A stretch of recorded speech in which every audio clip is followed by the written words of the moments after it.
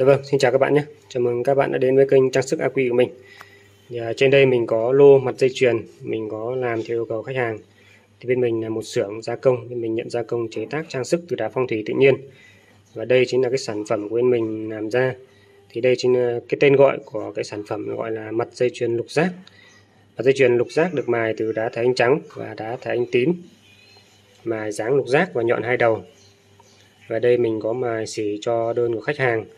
Thì từ cái đơn này khách hàng yêu cầu bên mình là bọc cái vòng móc bạc ở trên này. Thì bây giờ thì mình sẽ làm cái móc bạc ở trên này. Thì tiện mình có quay clip thì để cho các bạn cũng như là khách hàng xem. Thì mời các bạn cùng theo dõi cái quá trình làm của mình nhé.